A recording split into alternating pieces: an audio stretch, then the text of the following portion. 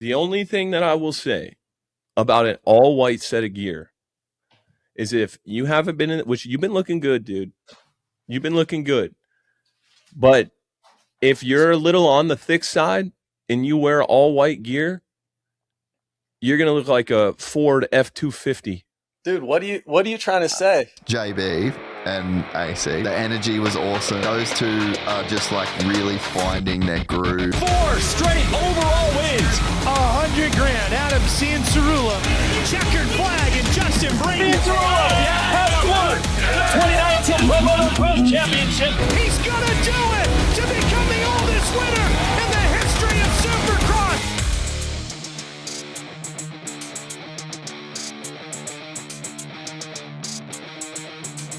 What's up, guys? We are back for another episode of the AC and JB show. And Adam, before we go any further, where are you at, man? Are you like in a professional podcast studio, or where are we at today? Yeah, I actually went and rented out a space downtown, Old Town Temecula. I got a little office. No, we saw, and I forgot to mention it last week because you guys saw we had some construction going on behind me.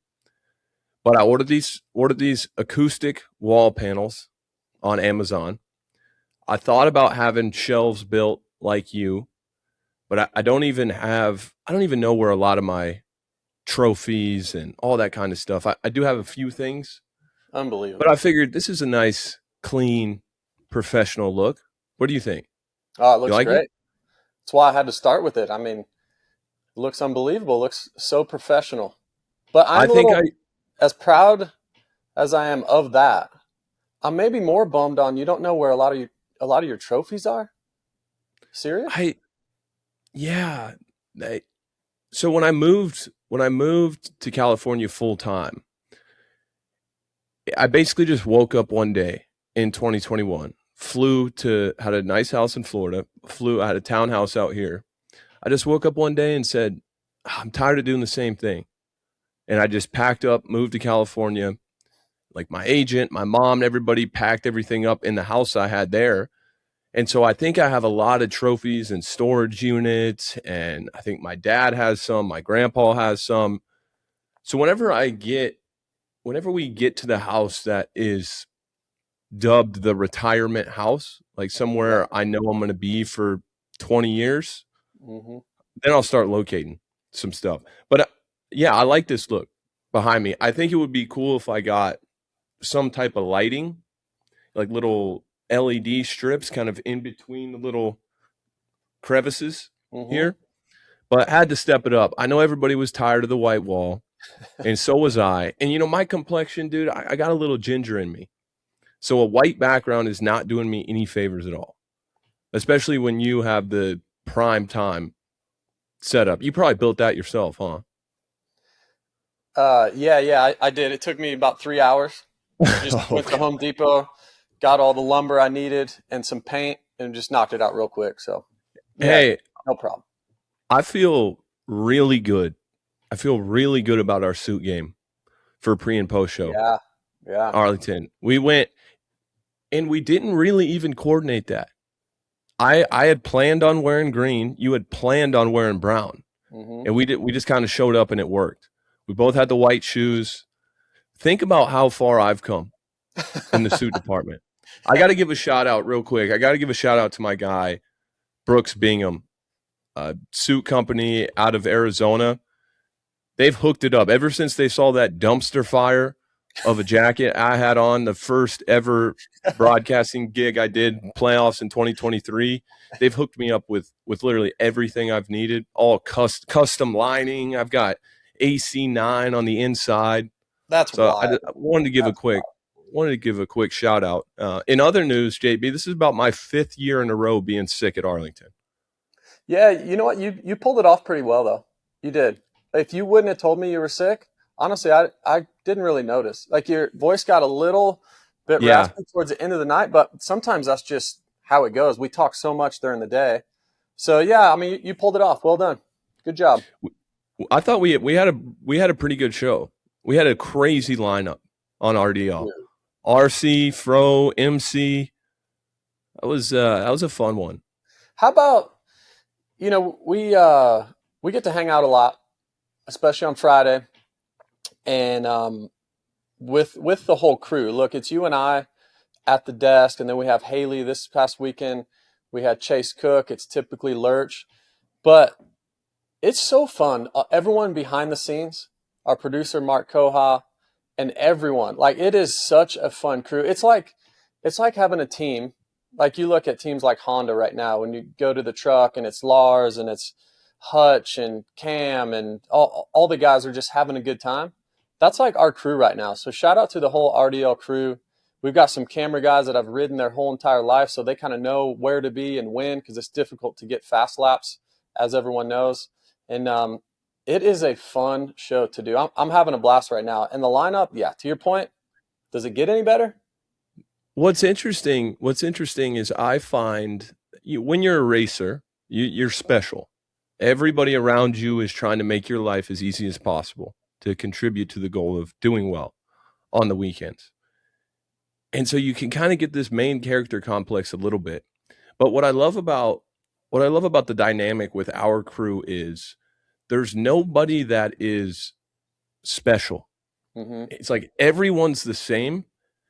And something about that for me is more fulfilling than the other way around.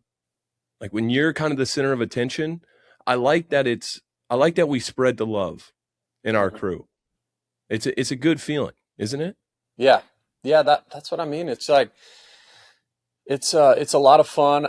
There's no one that's too special or too important, or their idea is way too good for the next person, and we all throw out different ideas, and we're all constantly trying to make the show better for everyone out there that's watching and listening to the show. So I'm enjoying it. It's a ton of fun. Then we had the pre-show, got to get our suits on, like you mentioned. The suit game was on point. Got a chance to do the pre-show. That was a lot of fun, which we worked with a totally different crew then. And obviously that crew's top notch as well. And we hung out in the broadcast booth a lot this weekend, because for you folks that were watching the pre-show, or maybe even RDL, AC was rocking a jacket during RDL. Oh yeah. It was And it cold. wasn't enough. It was cold. I think it has to do with the fumes with dirt bikes in AT&T Stadium. But our set was basically right by I don't know if it's the front door or the back door or whatever, but the way the wind was blowing in to it, it wasn't too bad outside. It was probably like 50 degrees, nothing crazy, but it actually felt colder at our desk. It was way colder at our desk. And yeah, you guys, I don't know, this is probably soft of me, but I've been fighting a cold for like a week and a half now. And that wind coming in like that, I had our guy Nads in the TV truck. He brought me, at a commercial break, he brought me a blanket because everybody in the TV truck could see me shivering in between takes. And I'm not going to lie, I think that I had a good show. I was happy about the content, but it was hard for me to even focus. And I think maybe that made me a little better. It's just I was freezing. Hey, but one thing I wanted to mention about this real quick before we get into the race. Dude, how cool is that segment with RC that we have? If any of our viewers, listeners of this podcast, if you guys don't watch Race Day Live, take a second. We go live at 10 a.m. or no, 1 p.m. Eastern. Yep. Every single weekend. And about 1:30, 1:45 after the first two sessions, we have RC on to kind of break some stuff down. And dude, it's just so fun. It's loose. Mm-hmm. And every time RC's on, I feel like I learned 3 or 4 things about his time in the sport that I didn't know before. And as a dirt bike nerd, I really just think it sets the stage for that whole middle segment of the show. JB, RC has been amazing. Yeah, it's been one of my favorite parts of the show. And honestly, one of the favorite parts of my weekend is getting to hang out with RC. Like, he's just a good dude. He's a good dude, man. He's so cool. And then the kid in me is like, dude, I'm hanging out with Ricky Carmichael, you know. And now I would consider him a friend. Like, he's just a rad guy to be around. So then we can get to bench racing off camera, and then when we go on camera, it's just like us hanging out in the booth where we're just normal dudes hanging out talking about 2001, like we were this past weekend where he won his first championship. And then he tells us, yeah, actually the week that I won that championship, during the week, I rode the Honda for the first time before I signed with Honda. And then he's saying that on race day live. And we're just like mind blown, insane. like this is such cool insider, pull the curtain back info that even you and I have never known. And now all the fans that are watching race day live get a sneak peek of that. And it's cool. He's the greatest of all time. I have to pinch myself, like I said, sometimes when I'm just hanging out with him, and then you go back and watch old races and you're like, man, I'm friends with that dude. Like, he's just such a legend. If anybody has a last thing on this, if anybody has an excuse to have that main character syndrome, it would be Ricky Carmichael. Mm-hmm. It really would. And that guy always goes out of his way to try to make other people's day better. He tries to lift the people up around him. He does. And at first, and I think this is just comes with, being young and going out into the world and kind of having some trust issues with people. I think when I first started hanging around RC, I was like, is this real? You ever like just a little bit cynical in your head like that? Mm-hmm. And it's just the longer I'm around him, the more I'm like, dude, how did you go and dominate the sport like nobody's ever dominated before? And how did you end up in this place? Mm-hmm. Like mentally? I think that's so cool, because obviously he was a killer in his day. Yeah. I mean, he would stomp your throat. I mean, he was just a straight up winner. But the way that he is now, to me, I think it's such an interesting kind of character arc. But anyway, that was great. Yeah. Also had MC on Pro. What's that? Sorry.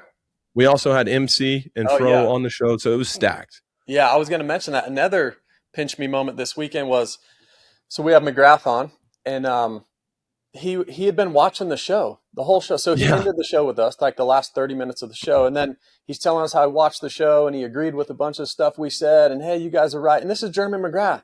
You're like, what? This is the king of super. Like, it was what a fun weekend. It was so cool. It was the first thing that, I guess we're going to get to this in a bit, but I don't know if you've seen social media the last couple of days, but this hashtag red light gate. Yes. This one's really throwing me for a loop, JB. So I'm looking forward to getting into this one here down the road a little bit. Oh yeah. Yeah. Well, let's jump into the race. So Military Appreciation Weekend, a fun, special weekend for all of us. But what a lot of teams and riders do, which if you guys watch the pre-show, saw Cooper Webb's get up. Oh, I mean, how cool was that? Yeah. Yeah. Dressed up basically like a fighter pilot, which was super cool. But a lot of the teams will do different graphics. And shout out to SKDA, who's a part of this podcast. Go to skda.com. You want to get some graphics that look like, in my opinion, I'm not being biased here either. I'm not being biased. In my opinion, the best looking bike of the weekend, it was a tie for me. I got to say, it was a tie. That bike right there, Ken Roczen's Progressive Suzuki. Look at the wheels on that. I think that's what made it. Look, the graphics are cool, but the wheels on that bike, that thing looked trick. But in a tie for the lead, Hunter Lawrence's Honda 450 was absolutely unbelievable with the red plates. Yeah. So shout out to SKDA. Sam was in town. He was hanging out with us on the weekend. So shout out to them. They had some good looking bikes this past weekend in Arlington. The Suzuki was cool. I liked it. I did not like the Suzuki, but the Honda, to me, especially with the red plate, I like this trend that we've seen with these motorcycles. It's like less plastic. The bikes look a little sleeker. Yeah. And just something about the red plate with the white. And I'm a huge fan of the white seat cover. You like that?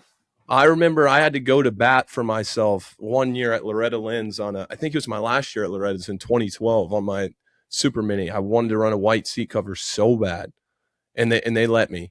But yeah, dude, it's the white seat cover and the red plate for me. Yeah, so sick. And good. For this, hey, you and I was trying to hype it up on RDL, get a little back and forth going. But our guy MC is hosting these King of the Whole Shot things he's doing at what is it, Friday night at Daytona, and then he's also doing it in Nashville as well. And my struggle has been, how do I get a bike to the race? And MC had a spare bike for me, And luckily, Sam at SKDA sent me, for our track preview we did in San Diego, he sent me another set of graphics as well. So I'm flying to Florida early this week on Wednesday because I want to go and I want to scout. I need to see, are we on grates? Are we going to grass? I'm thinking tires, maybe some stiffer clutch springs. I know it's supposed to be stock, but apparently Pastrana's doing it on his RM Zilla or whatever he calls it, the 500. So I think a paddle tire could be considered stock, right? That's fine. That's stock. Yeah, you're fine. You're fine. I'm good. No whole shot device though. I'm nervous about that. Well, look, I'll be transparent. I'm headed to Club MX tomorrow, Adam. I'm headed down there tomorrow. You are. You're not there now? I thought you lived there.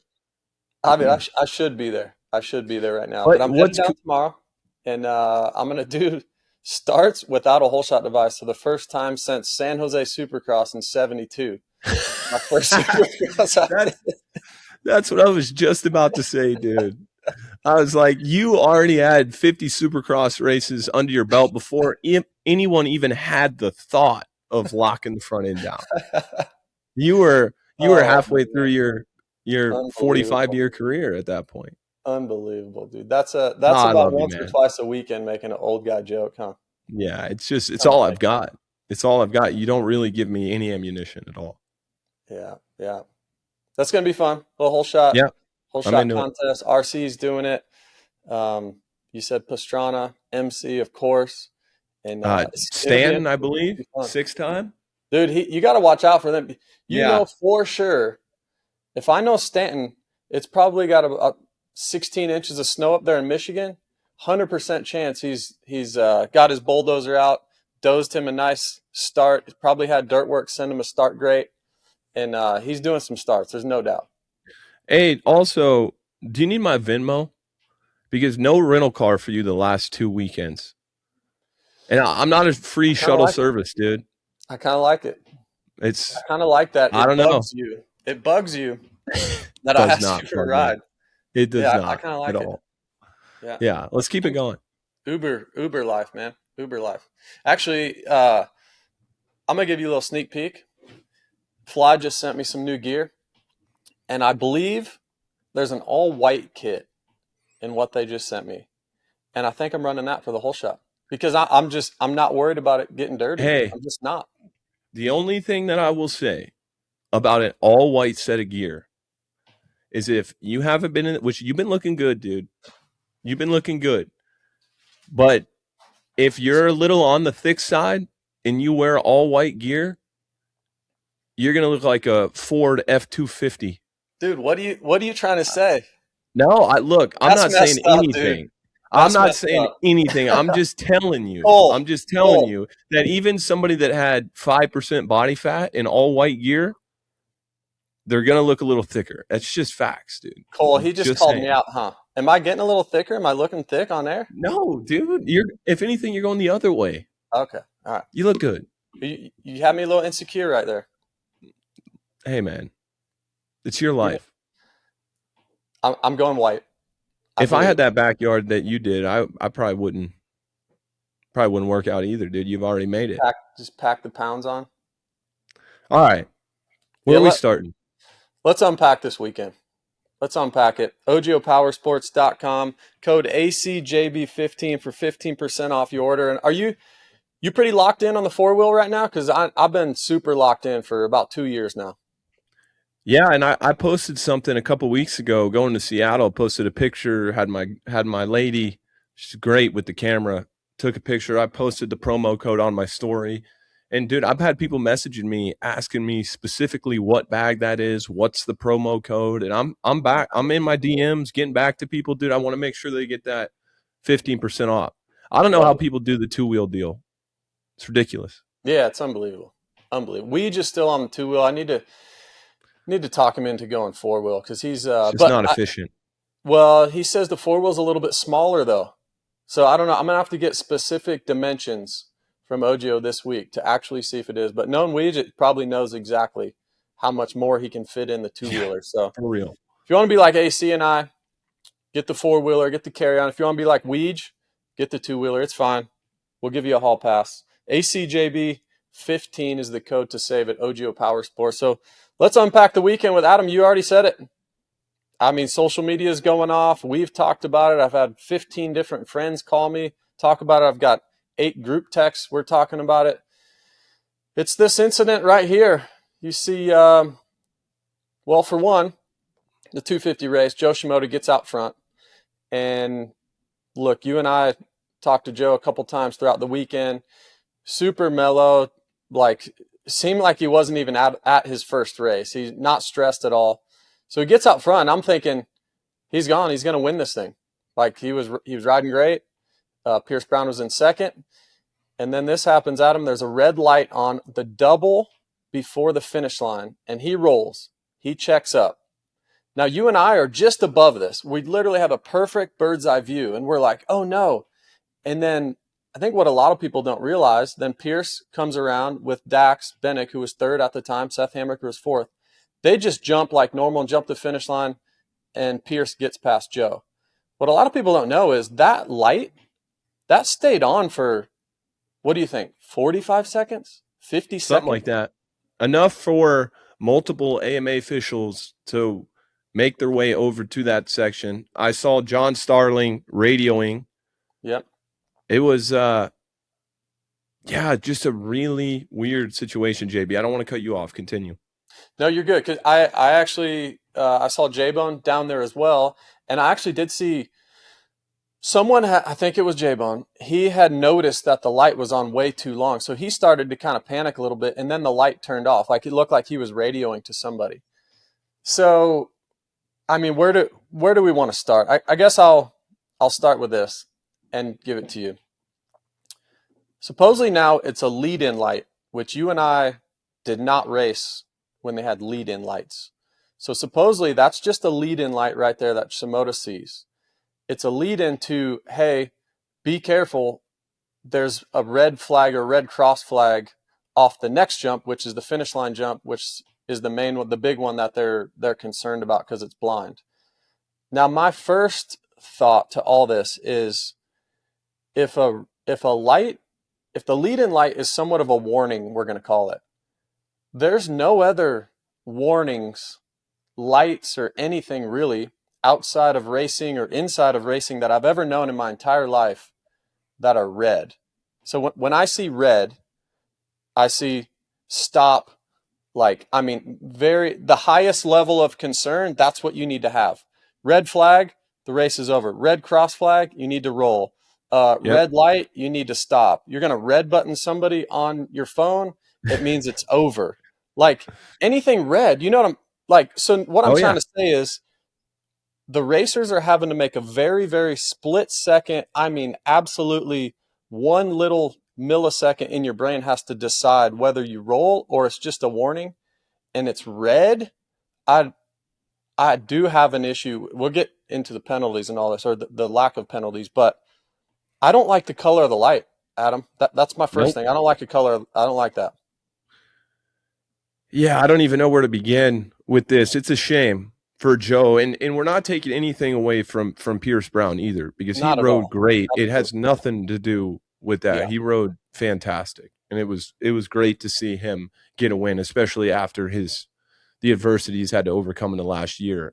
Mm-hmm. What's interesting to me is that in the 250 class, the red light was on the double, and there was no red cross flag on the finish line. Correct. And then in the 450 class, there was a red cross flag on the finish line, but no lead-in light on the double. Mm-hmm. So we made the opposite mistake in back-to-back main events. Yeah. And we saw Joe and some of the Honda guys down at the AMA truck as we were going to the car to leave. We were talking to Joe, and he said something about the battery for the remote control that is responsible for making that light red was dead. That's why it got left on as long as it did. Yeah. And so just with something like that, it just can't happen. No. Ever. It cannot happen. And we were discussing this off air before we came on into the show. We know how good Joe Shimoda is. He's won a lot of races. He's going to win a lot more, but nothing is ever guaranteed in the sport. And to see that one, his chance of, had he not had to roll that section, I think everyone agrees, and I think probably Pierce Brown could agree. I even watched his post-race interview where it said he was pretty stoked to be in second. He was more or less settled in that position. It's hard for me to imagine Joe coughing up that lead. Doesn't make a lot of mistakes. He doesn't get tired. So it's a shame. And, I get it. Mistakes happen. But another thing that I don't like, JB, and I love the guys over at the AMA. We work pretty closely with them. Pelletier, J-Bone, Ezra Lusk. I love those guys. I'm not bashing them by any means. But why do we have to wait like multiple days for all this stuff to come out? How don't we know? How aren't the rules just black and white? And how don't we know this? How can't they, like the NFL, the NBA, go to the footage, review it, and give us a ruling in real time? That to me, I don't understand. Yeah. I really don't. It's like you either broke the rules or you didn't, to me.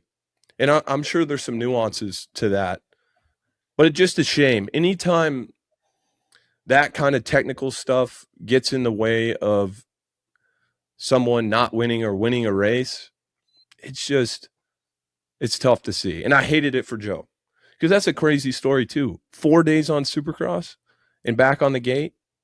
After that, I mean, he had a gnarly back injury in the offseason. It was not good at first. The prognosis was not good. So that was a great story as well. But just a shame. Man, I don't know exactly how to fix that. And again, I'm sure there's little nuances that, we could talk to the AMA this week, and I'm sure they'll be on our content call on Wednesday, and we can ask them some questions about it. But just hated to see the race be decided by a mistake kind of on their end. Yeah, I think last thing for me is I do think we're giving these riders too much of the benefit of the doubt of making these split-second decisions in a race. Like we've got to make it easier on the riders. We just do. There's so much going on. You've worked so hard for this moment. You talked about Joe's comeback, and his race was decided, and he probably lost 30 grand right there and 3 points. At least. If you look at last year's championship, I mean, if Seth Hammaker had a few more points, he races that race totally different and he wins the championship. So it's guys' livelihoods that I think is a pretty simple fix on maybe having a little more manpower, or maybe you have someone physically on the jump before, and it's the same guy every week with the yellow flag, like a caution flag or something. I'm not exactly sure. I'm sure the AMA is talking about it. And I'm with you. Like, I like those guys. Those guys are great. I mean, Ezra Lusk, one of my favorite guys ever. The man. A really, really smart dude. So they'll figure it out. But it's a bummer that we had this happen last year too. There was a few rules in the rule books that affected some guys' year and took away a lot of money. And then we change it. And sometimes it's just a little bit too late. So hate it for everyone involved. The lead-in light should not be red. Absolutely not. It makes no sense. It doesn't match up against anything. Yeah. Like red means wheels on the ground. Red means stop. It should be yellow. Yellow, flashing yellow, something like that. I guess the counterpoint would be all these riders should know the rule book. Yeah, but not when you're in that moment. That's what I'm saying. Yeah. In that moment, and everything in your life that you've ever done that's red means basically stop. And now you're having to change that. Like, wait, you're having to make this decision. That's why I think we're relying on the riders too much in this moment. Heart rate 180, turning, trying to keep your bike straight, super slick, trying to stay low off a jump, and you've got one light. Like, I got a break. I mean, it's a millisecond. So that's what I was thinking. What if you have someone designated every weekend with a yellow caution flag of some sort that gets you ready for the potential red cross? But I don't know. I'm sure they've thought of that. Maybe it wouldn't work for different reasons. Yeah. I mean, as you said, it is just my last thing on this. It's potentially for some people, what if that was Cody Schock in the lead or somebody like that that's never won before, and that was his one shot? It's that kind of stuff. I know mistakes happen. I know nobody's trying. Nobody wanted this to happen, of course. I'm sure the AMA feels bad about it. just a bummer deal all the way around. And I just think we have to make these rules as simple to follow as possible.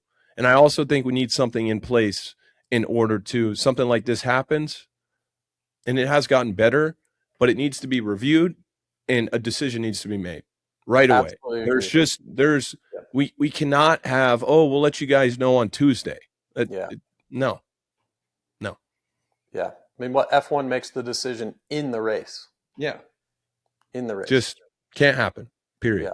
Oh, NASCAR as well. Like, caution flag is yellow. You're under caution. If it's red, you stop the race. Well, there's another motorsport that's like that. So I don't know. I have a more issue with the color of the light than anything. So red means stop. Period. Yep. All right, on to the next. Let's talk to the man that was on the track that you and I didn't want any part of riding. We walked it afterwards. We're going to get into it with him. But let's get to Ken Roczen. Let's kick it with Kenny, presented by Fox. All right, Kenny. JB and I were just discussing it. I'm not sure if you've seen all this drama from the 250 class, but we're discussing the leading red light before. So if the light is red on the jump, that means that you can jump that jump, but it's kind of giving you a warning that there's a red cross flag coming up. What do we think about that? Yeah, I think that is absolutely confusing because, like what we talked about, when there's any kind of red anything, you see something red flashing on a takeoff, you hit the brakes, you roll that jump. It can't be a caution, hey, there is something coming up, because that basically means don't jump from that very moment on. So that's 100% in the wrong on the AMA side of things. No doubt about it. Yeah, that's what we were just talking about. So that's what I kind of was saying, Ken. I feel like I have more of an issue. Well, for one, I have an issue of why it was on. It didn't need to be on. We didn't really talk about this, but Derek Kelly went in between the finish line takeoff and landing. He was well up the track and gone before Shimoda came around. So it didn't even need to be on. But then it stayed on for around 40 or 45 seconds, something like that, nearly a lap. But I have the issue with the actual color of the light, because to your point, Kenny, anything we do, and look, you and us three have raced a long time. We dealt with flashing red lights on a triple, means roll. You deal with red flags, that means stop. Red anything to me is just like stop. So I was saying, Ken, before you came on, we're relying too much on you guys to stop or think about that. Now, so just explain coming around that turn and just like the split second stuff, or maybe even somebody's in your way, or you were talking to us about obviously the red cross flag in the 450 class is a big talking point as well. So I'm with you. I have more of an issue about the color. In our brains, that's stop. Yeah, you just can't mix the both. Like the yellow has a very specific meaning and the red has a very specific meaning. Now you can't take the red and make it a half meaning, if that makes sense. Like kind of like pretend like it's a yellow. It just doesn't work. It needs to be maybe even a purple. I'm not sure, like something that's an odd color that you don't see on the track, because we don't really have anything purple on the track. We have yellow, we have black, we have green, we have red, we have all that stuff, but maybe it could be a purple that is more of a red cross flag caution, if you want to call it that, because in that incident it would be a red cross flag caution that is the jump after. So maybe purple would be a good colorway. But a lot of the times these situations get a lot more complicated too, because everybody, when you jump, like I'm sure everyone's excuse is always, I didn't see it. Or it doesn't have to be an excuse, but like that's usually the go-to. And I have the same issue with my situation in this very second, because when I came around that sweeper after the whoops, I was basically hucking the very, very inside. So coming out of it, I was pretty staggered with Eli to my left. So he's basically perfectly positioned the entire time until we are on the takeoff. And that's the first time I'm actually having clear sight.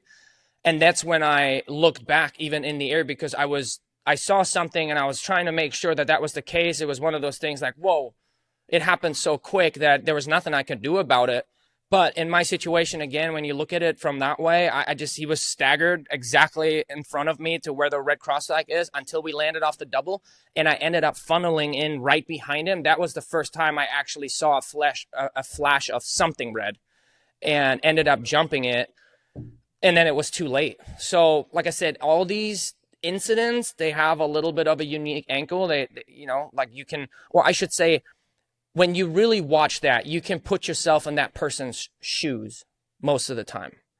So I think there needs to definitely be a conversation to have, because when you, I understand that we jumped on the red cross flag, but whether that red cross flag was, what would you say, like accounted for or not, like if the AMA makes a mistake and the red cross flag is out, even though it's not supposed to be out, and we end up jumping it, I feel like both made the mistake and it should be canceled out, because they have been very, very crazy in the last few years about that whole situation.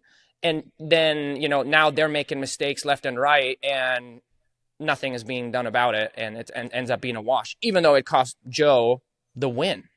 So I think this needs to get figured out really, really quickly before the next race starts, because we don't want to come in any more situation where anything's questionable. It needs to be plain and simple, black and white. Yeah. My last thing on that is I also think that the review process needs to happen a little faster. For sure. We shouldn't be finding out who got first place points on Monday or Tuesday. No, absolutely. They could no other review sport that. Does that happen in. No, exactly. So agreed. Well, transferring over to your weekend, we came by Friday night in your bus and you were a little stuffed up. When did you start feeling sick? Last week. So I flew back after Seattle, and I was at the Daytona 500, and midday on Sunday, I felt that I was getting a bit of a sore throat. And, you do anything you can to try and keep it at bay, loading up on vitamin C. But like those kind of home remedies, when something is really going on, hardly ever do they take everything back and then you just kind of come out of it. So I wasn't stressing about it by any means, but I did do very minimal riding just because I could feel a bit of exhaustion in me. Like I was sharp mentally, and I was able to do some pretty intense bursts for short periods of time, but then immediately kind of came the exhaustion where you don't necessarily want to dig too deep in the middle of the week when you know that, hey, this could get a bit worse coming towards the weekend, right?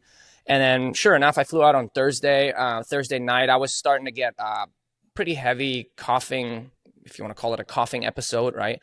So that started, and my heart rate was a bit elevated, and I could just tell that something was sitting on my chest for sure, out of breath. And Saturday morning, same thing. I went to sleep at about 9:30 on Friday night, and I slept till 8. So like trying to get as much sleep as possible, which that's what saved me. But I could tell that something ain't right. My lungs were they were nice and open, like they weren't clogged, but I was breathing really heavy, almost like my heart rate is 40 beats higher, and wasn't letting it stress me out. I tried to be very methodical about how much energy output I do, especially on press day. I only ended up riding 1 session instead of 2 because the track and the areas that we rode were pretty simple and straightforward. So after I did 1 10-minute session, I just kind of went back. I didn't want to hang out. We had 2 250 groups as well. I didn't want to hang out for an hour just to ride 2 10-minute sessions, when I've already got all the jumps down. So I went back, and but nonetheless, for Saturday, it could have been a lot worse for me personally, right? Like I didn't have flu-like symptoms where my knees are hurting. Like that's usually what I get when I get that sick, and my neck's hurting and everything. I had a little bit of discomfort going on, but it was more so my chest area. Luckily, I was pretty clear on my eyes. It wasn't a problem. But yeah, something was just not right. I could tell, and I knew that I didn't have the juice for the whole 20+1. So I threw it out there. I played roadblock as long as I can. I tried to methodically kind of put up the pace in the front without overdoing it. You just try to do your little things so you can prolong that longer and longer. But when it came down to the last 3 to 5 minutes, I mean, I couldn't even keep up with breathing anymore. I was pretty out of it. So not ideal points wise, but it could have easily been a 10th or an 8th, luckily it was still a 4th. Man, I thought it said a lot when you went to the lead, or, you get out front, Coop gets by you in basically turn 2, you triple back pass him back in the whoops. And I was thinking, man, knowing what we know with being in your bus the day before, knowing how you didn't feel that well, And I'm like, man, this is an intense track to get out front, and like just shows how much belief you have, man, and how good you feel on the bike. Like you're riding incredible, but then to stay up front that long, to hang in there on that style of track, man, talk about the track, dude. That was a tough one, from whoops to the dirt. I mean, I'm done with people saying this is their favorite dirt, because that's not good dirt. No, it took a few years to learn as well. You kind of forget about it, right? Like every year you come and then it's time to go back to Arlington and all you think about is red dirt and red clay and sick, but it's far from it, honestly. It was very tricky. It's probably one of the most unique soil that we have throughout the entire year. It's just, like you said, it looks perfect, but underneath it's like sheetrock, you know? You could even see on Race Day Live, people hitting the whoops. As soon as you saw a tire mark, it's like the dust or the loose dirt was just flying away, and then you just saw shiny dirt. And this is the perfect combination of where you see a set of whoops. They don't even have to be very rough for them to get really, really, really sketchy. There is just no traction, and you can barely blip the throttle. For me personally, the sickness was the only thing that held me back, because besides that, I felt really good Friday on the bike. I felt loose. I felt comfortable. I knew what my bike was doing, and that I think just stemmed from that I was clear-headed. My eyes, like none of the snot, I guess, was pushing on my eyes, so at least I felt good that way. On my riding side of things, I can absolutely not complain. I actually thought that during press day that the track was going to be pretty just basic. I knew it was going to get rough, but it ended up being a lot more tricky. Just those tabletops. You don't think much of tabletops because we kind of just squirt off of them. But once we hit those ruts in there with our tires, the edges of the rut get that hard, shiny stuff, and then you have potholes on top of it. So you absolutely have to make sure that you land straight in those on those tabletops, and just kind of time it perfectly, you know, because that just got worse and worse. And I guess it just became a lot more of a factor than what you think during press day or when you think about a tabletop, right? So when it came to the rhythm side of things, it was pretty basic, but quarter of the track, if that makes sense. As soon as we got to the rhythm lane where we had the big quad, which by the way was huge. I mean, we hardly ever go from a 5-footer to a 3-footer. I didn't even want to jump it. And then I came into qualifying too, and I did my first slow lap, and then I did a fast lap, and I kind of just let it go, and I just hit it without wanting to hit it, if that made sense. I just was kind of feeling it and went with the flow and ended up doing it, and it was fine. But man, I cased it a couple of times, even in the main event. It was just bigger than you thought. You really had to give it the throttle, and the triple beforehand was rather small to where it is very easy to push through it and either slightly over jump it or to push through it too much and have a little bit of a clip, and then you just can't do it. So you have to really make sure you land that perfectly in the pocket and then just follow through and hit it. And then, yeah, of course, the whoops. They actually, it was maybe the first time ever since I have raced that they have completely rebuilt the whoops. Like it seemed like they flattened everything and rebuilt them because they got smaller and smaller and more squirrely. And I think just purely putting the dirt back on top of it wouldn't have cut it with this type of dirt. So to me, I'm not 100% sure, but it seemed like they flattened it and just fully rebuilt them, because when we came around during opening ceremonies and we had our hot lap, I came in there and they were way, way, way taller than they were in practice. So to me, it looked like they fully rebuilt them, and it ended up working out okay. But in the main, I felt like every other lap, like towards the end, we came around, there was a yellow flag in the whoops. Yeah. That's how tricky they were. Yeah. It's almost, Dallas to me is very physically demanding too, because it's the combination of the hard base and the loose dirt on top. You go to somewhere like a Glendale or a Denver that's just a little blue groove, but it doesn't have all that loose stuff.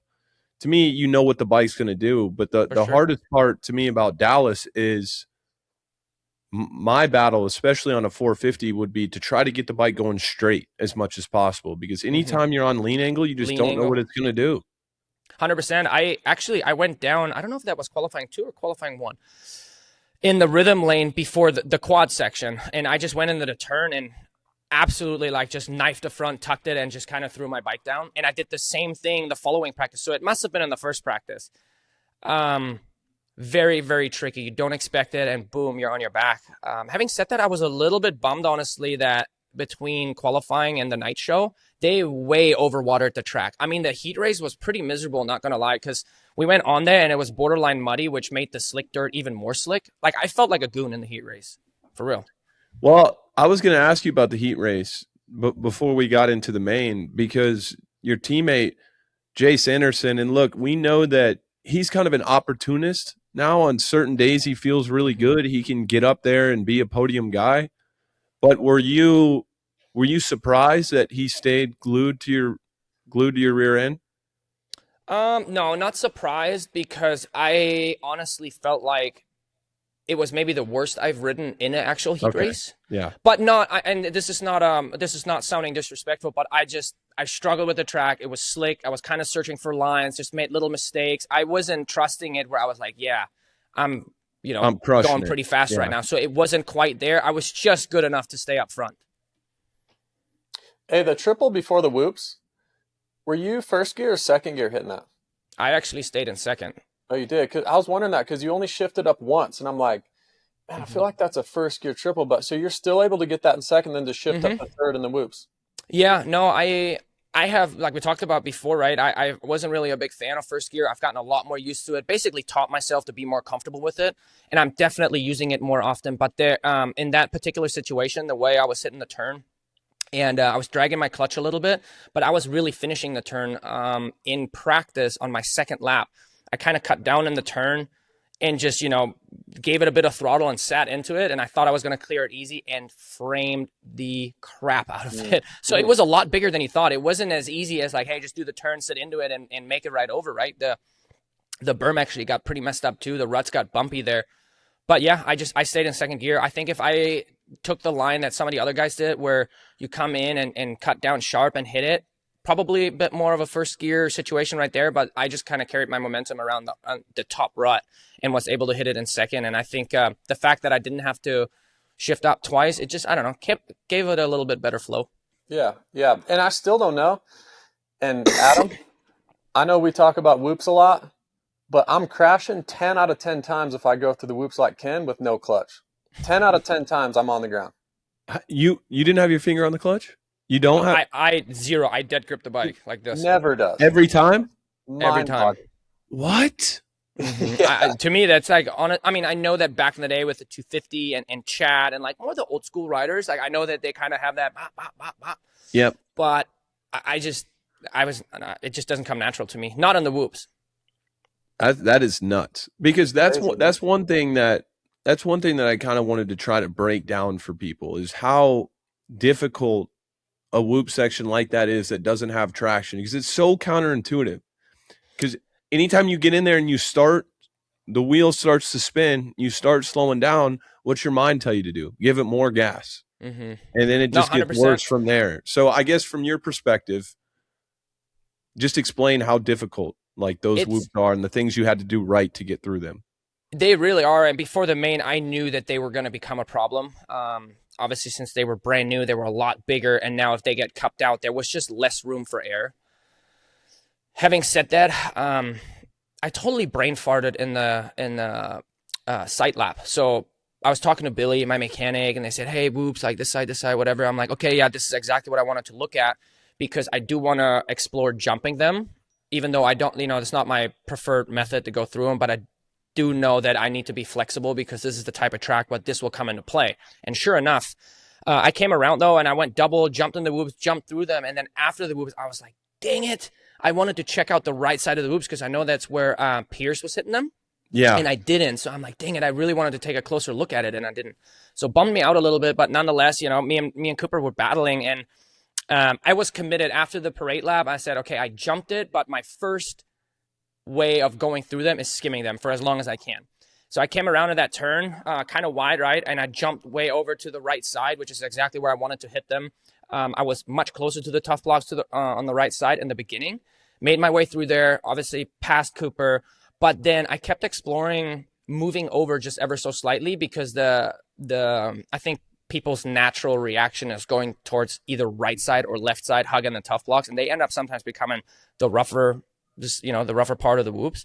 So I ended up moving over to the left a little bit, and it was basically between the jumping line that you had right in the middle and the very right side where Pierce was kind of skimming it. And there was like probably 2 feet or so that were honestly not bad. I was able to send it in there fairly fast for at least half of the race, and then ended up adjusting it to jumping because it ended up being, I felt like you would come over the triple and it just was a 50-50 chance that you were going to hit him pretty sweet or you were going to be on your back. So yeah. I ended up jumping was pretty secure, and it ended up being not that much slower anymore. So I ended up jumping them, obviously, but I skimmed them for as long as you can. It's just the typical type of soil and whoops, that combination where even when you're mindful of being easy on the throttle, it is almost not enough, if that makes sense. Oh, it makes sense. I don't understand how sometimes your bike will step out, like in those whoops, and I've seen it 4 or 5 times, your bike steps out and then immediately it gets straight again. Now, for me, what would make that happen is me pulling the clutch a little bit and like reset. So for you, and knowing, I know you don't use the clutch in the whoop, so I'm thinking that while you're doing that, like I do not understand it, Kenny. It's just how good you are, like it's just, and people don't really know that unless you've actually hit a set of whoops, and the way you hit the whoops is different than most. But I guess it's a testament to not only your technique, but also how good your bike is right now, to where it steps out and then immediately it's just straight again. A lot of the times I'm trying to be a step or two ahead of what's actually going to happen, right? So when I'm hitting the whoops and I see, like, you're kind of just taking a quick glimpse at every whoop, but I'm trying to not decide, but basically when I hit them and I see something that's ever so slightly off, it's almost like my brain is borderline, like knowing which way it's going to go or what it's going to do. I'm basically ready for the fall before it's actually happening. And then a lot of the times, like I can either adjust my throttle a little bit or kind of adjust my body movement, squeeze my legs, and just do, like, I guess, the right steps to be able to bring it back. So I don't know. It's just something that you pay really, really close attention to detail. Just something I pick up, and it doesn't always work out, but I'm just always trying my best that when you have your spots picked out on the track, that you're almost ready for something to happen, even though it's not happening yet. And then, you can sometimes take care of it that way. So you go to the gate in the main event, you're sick, the track is gnarly. When you got out front early, you had pressure, went back and forth with Coop. In that moment, are you still being mindful of being as efficient as you can be? Or are you just purely racing and doing everything you can to keep the guys behind you? Were you mindful the whole time of being efficient? I really was, but there's only a certain way to go about it, because when they're really close to you, right, like you got to go.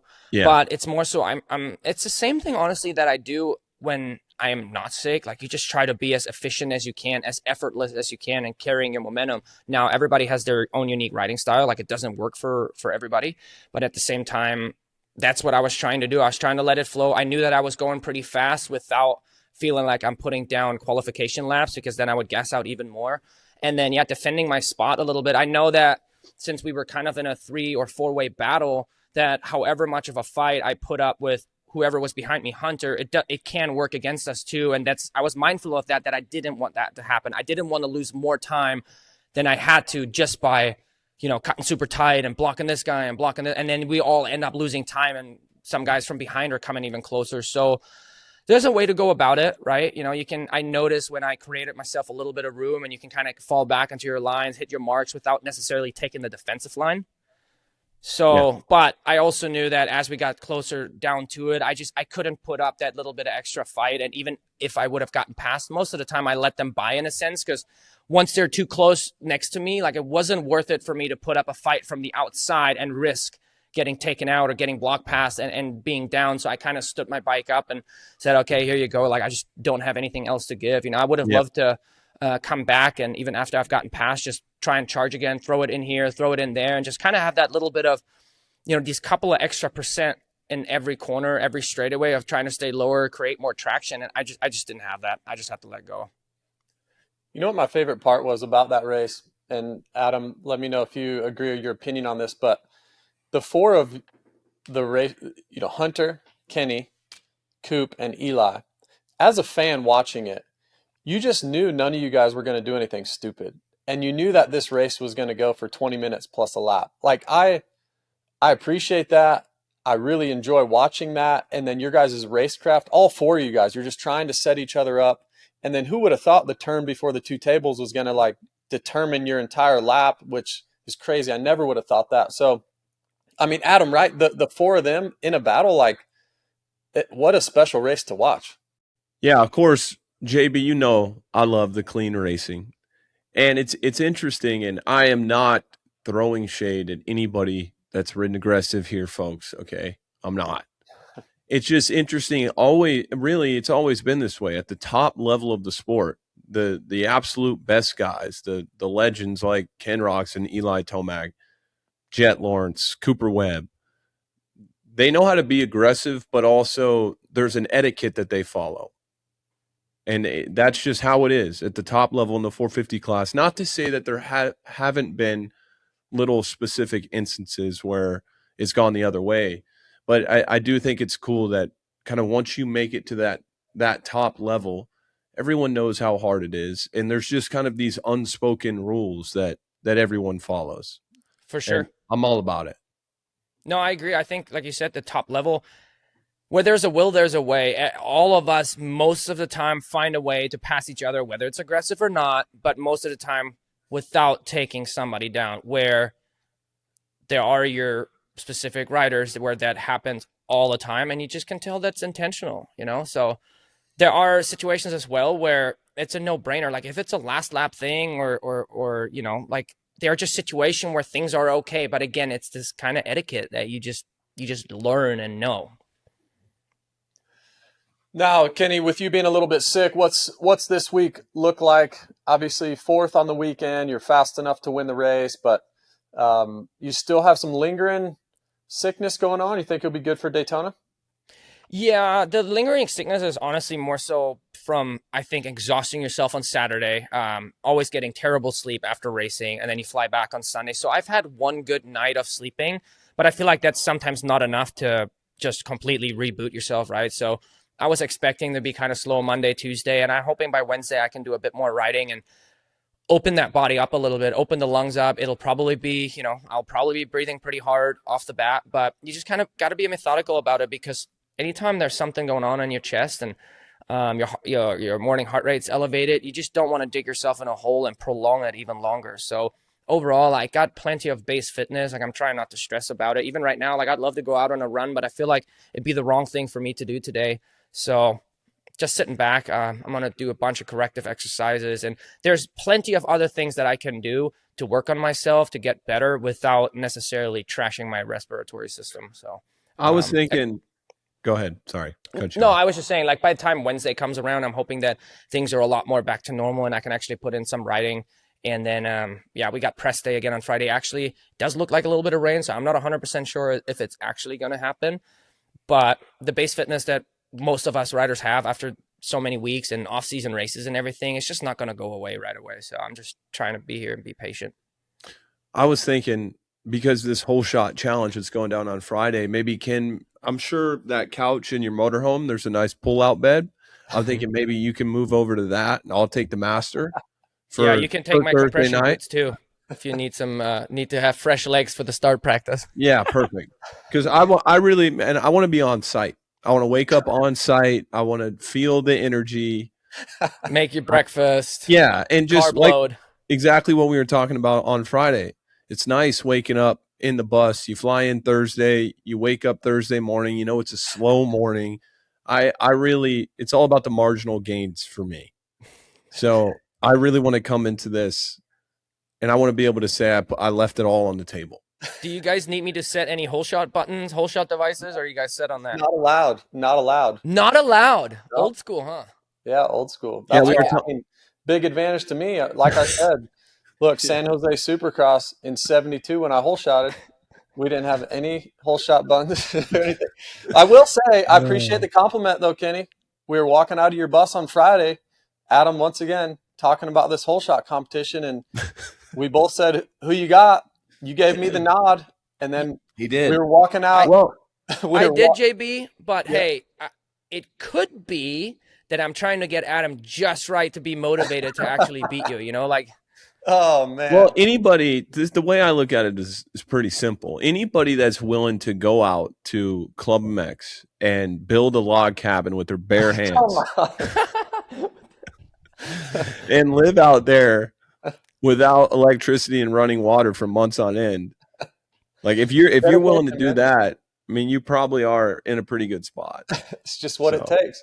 And the only electricity that he gets is from the spin bike that's hooked up. Yeah, exactly.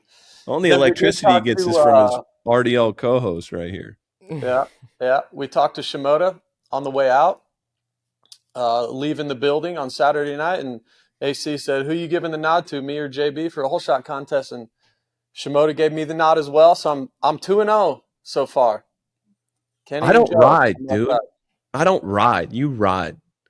But typically, if this was if I really, really cared about winning this competition, I would not bring it up beforehand because I'm setting myself up for failure, hyping it up like this. But I'm doing it.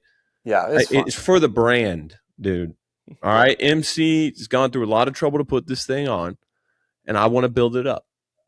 So that's dude, what I'm gonna look like Doug DeMocus out there as soon as the gate drops. Oh, I'll be yeah. like Doug DeMocus. Wheelie King, the Wheelie King. Good times. Yeah. All right, Kenny. Appreciate you, man. Daytona this weekend. It's gonna be fun. Defending Daytona champ. That's right. I can't wait. It's going to be like camping. We're going up on Thursday with the kids. I'm going to bring some fishing poles, and we're doing it. Awesome. Let's go. Appreciate you, dude. Good job this weekend. All right, guys. See you this weekend. See you. Bye. Yeah, dude. Kenny, he put up a good fight. That's a tough track to be sick on. Good points night, considering it could have been way worse. Sometimes when I was sick, it'd be really easy for me to just go out there and put myself on the ground because things are coming at you a little slower. But he did good. We had the post show that we did with Hunter. We always interview the winner of the 450 race for these post shows we do. And we'll get into Hunter's win a little bit, but what I think is really cool and what I've noticed is that being down on the floor for me now, like after the race, the podium, the debrief, the wives are there, the team's there, everybody's feeling the emotions of the moment. I, of course, I resonate with Hunter's story, so I was happy to see him, happy to see him win. But it's interesting when we first started doing that, like when we did that last year, for example, at Anaheim 1. There's mixed feelings for me because it's like part of me still wants to be that guy a little bit. And it's interesting now, this year, complete opposite. I almost felt like I won the race. That's genuinely what I was feeling inside. And I don't know, it's just something about the end of the night, down by the podium, the emotions of everything. Do you notice that at all? It was a long day for us, a lot of talking, but I left that interview like rejuvenated in a way.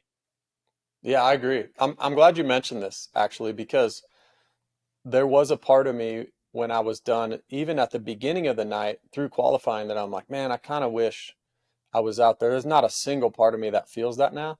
Yeah. And I could tell that when we first started working together, like you're wrestling that, right? You're like, man, I could still go out there and do this, or I've got some unfinished business doing that.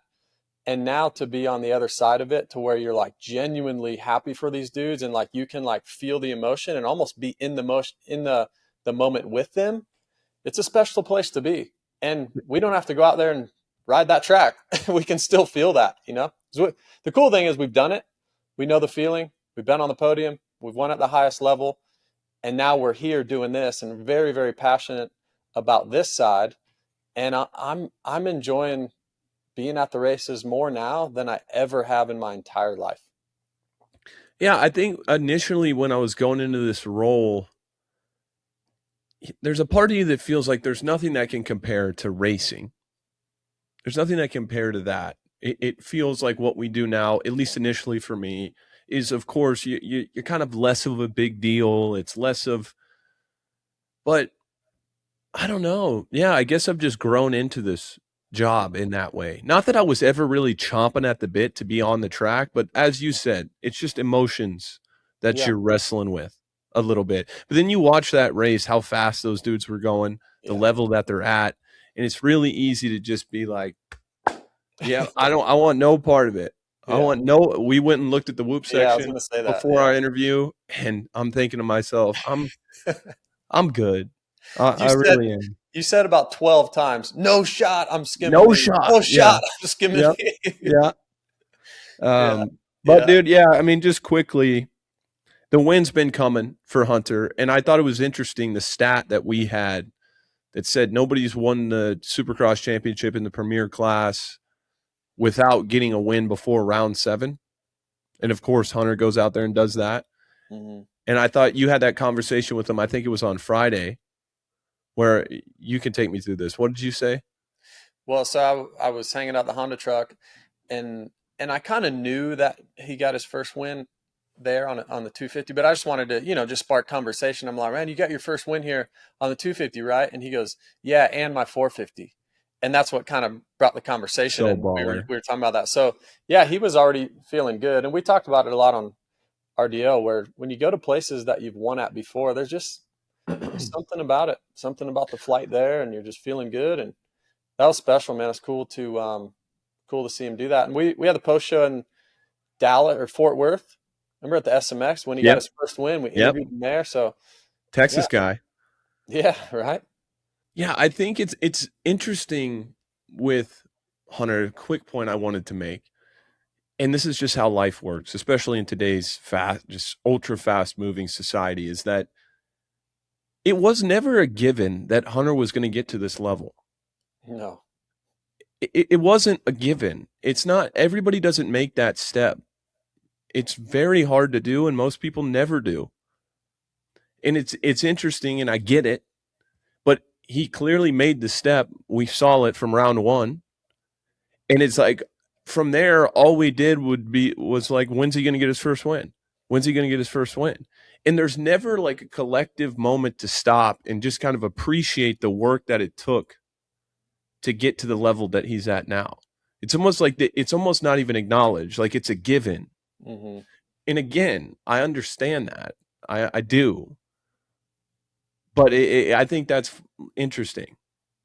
Just, I get it. He set a new standard for himself, and that if Hunter goes and gets 5th next weekend, it's going to be like, oh, it was a really bad night for Hunter.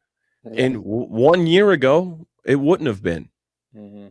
And so just a quick moment of appreciation of like, dude, you got to that level.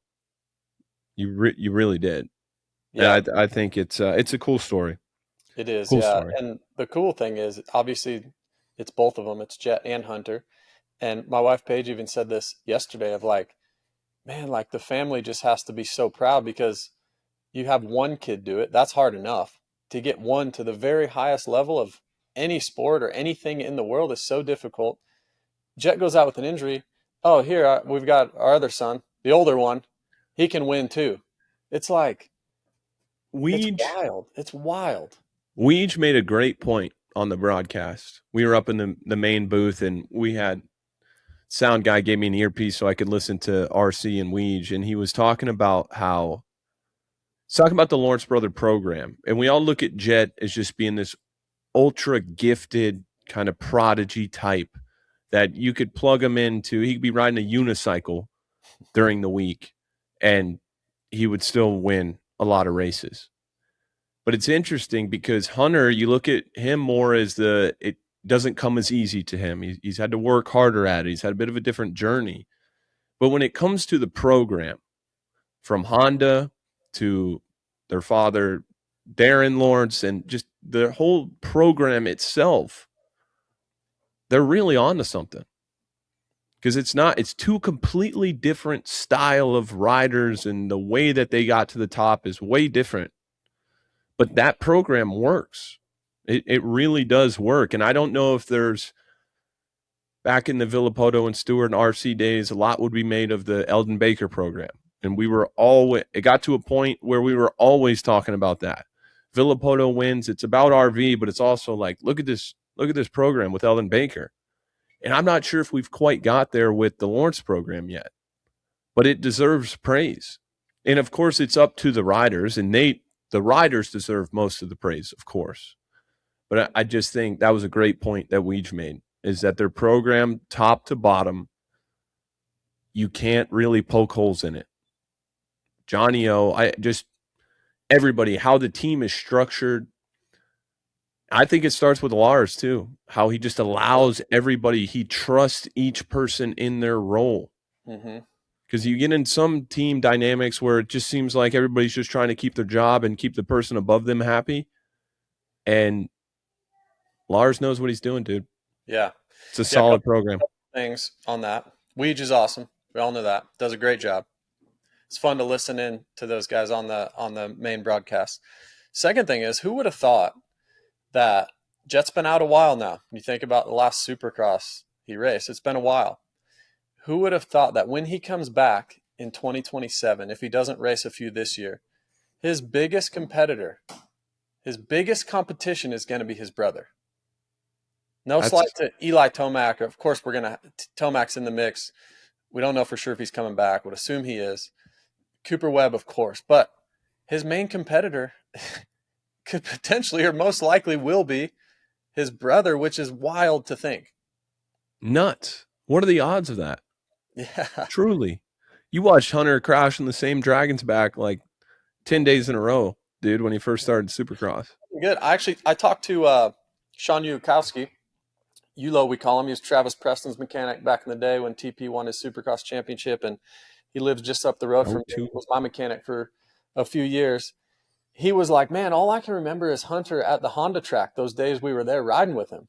Like, it wasn't good, man. No. It wasn't good. It was not. It was very slow and methodical. And, I mean, I remember days he was 3 or 4 seconds a lap slower than me at the test tracks. But it was like Johnny O had this process in his mind, and Darren and everyone just believed in it, and Hunter had the most belief that he had bought into it, that like, okay, we're going to slow roll this.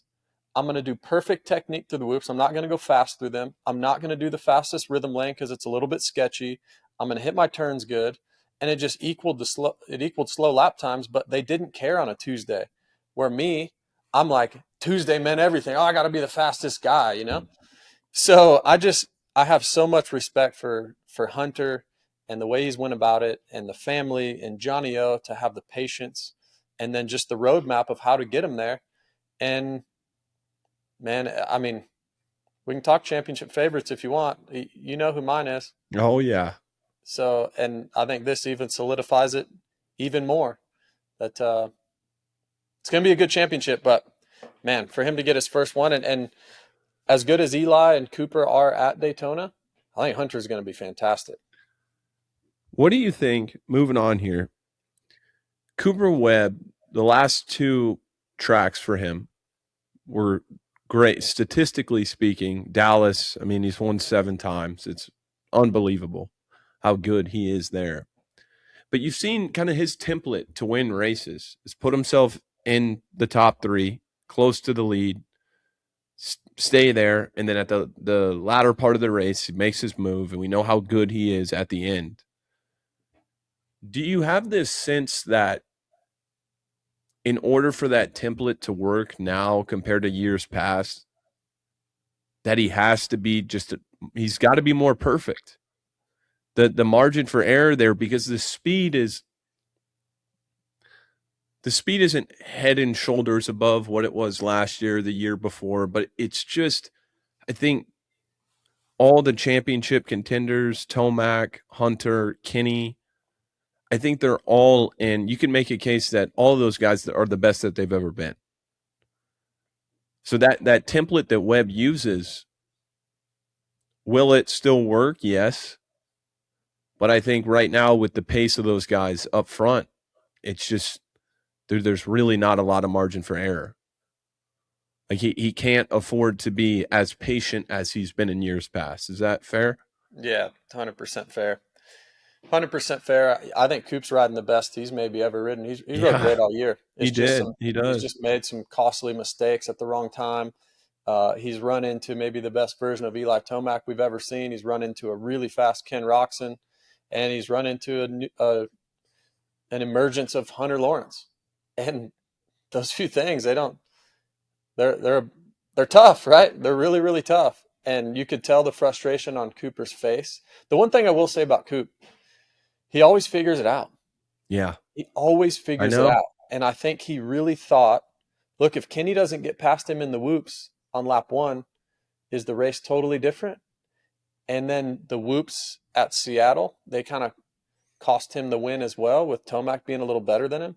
I honestly feel like Coop's a little bit undecided on what he wants to do in the whoops. I know he's been working on skimming a lot, but he's also really, really good at jumping. And it's like the timing, I feel like he's always been the best of when the time is right to jump, he always finds the perfect time, which I mean, like if it's lap 6 or lap 12, like he finds the perfect time to switch from skimming to jumping. I feel like he's been mistiming that. Like it's a little bit of in his head of, what do I do? I want to skim because I know that's faster, but then his jumping is maybe faster than his actual skimming. So I don't know. I feel like he's kind of pushing and pulling there a little bit. I've got something to say on that. What you got? So I've heard through the grapevine basically that the guys at Star, Rich, who I know, and he's an awesome dude. He was Cole Seeley's guy for a long time. He was down in Florida. I could never say a bad word about Rich. He's awesome. But I heard that basically they don't like, for J. Coop and Cooper, they don't like them jumping whoops. So they're pushing skim. I think it's coming from the top with Bobby, though. I don't think Bobby from. Oh, really? I think he gets. Yeah, I think it's coming from the very top. And Bobby also, every time I've spoken to him in the airport or whatever, he's always been super complimentary of me. And dude, he obviously knows what he's doing. He's built one of the most successful programs the sport has ever seen. But if Cooper Webb wants to jump the whoops, he's one of the greatest Supercross racers of all time. Why are we not trusting Cooper Webb's judgment? Has he not proven over and over again that he knows how to get it done? He goes to jumping in the whoops in Seattle earlier. He probably doesn't get arm pumped. He probably has a chance to win that race. So I get it, and I'm sure there's little nuances that I don't get. We're working off limited information here. But I don't know. I don't think Cooper Webb needs to prove that he can skim whoops to anybody. If he thinks jumping is better, then let him jump. That's where I'm at. I would say 2 years ago it was a big liability, kind of like it still is for J. Coop. I will say last year I think he got better for Webb. A lot better last year. Yeah. Yeah, I think he got to a point it wasn't really a liability, but I think what you want if you're Cooper, if you want from the team is like some of these guys, it's their greatest asset. Like Kenny through a set of whoops is unreal. Jet through a set of whoops is unreal. So I feel like, and a lot of times you can't have both, right? You can't have both. You can't be the best guy at jumping and the very best guy at skimming. I haven't seen that yet. I haven't seen a guy do that. So I feel like if you're Star, you still want to see a little more from Webb though. At certain times of the race, like maybe he threes out of the turn on lap 1 and skims down the right side because if he has to make a pass or something like that, or not get passed by Kenny. If he threes out of the turn, skims. I think maybe that. Look, I won't speak for him, but if I'm them, that's the only thing I would want to see. But I honestly thought Coop, when he was jumping, his angle in the next right-hand turn, it may have been faster than the guy skimming down the right side because then it blocked off their right-hand turn. They had to go a little wide. So I actually thought Coop's jump line was totally fine. So do I. I just, in general, man, like the guy knows what he's doing. He does, yeah. And these teams are, of course, paying him a lot of money and they're going to have a say, and I get that. I just, I don't know. It'd be hard not to trust Cooper Webb's instincts with something like that. But moving on, the other couple quick things. Good to see Christian Craig inside the top 10. 9th. Best finish of the year. Cool.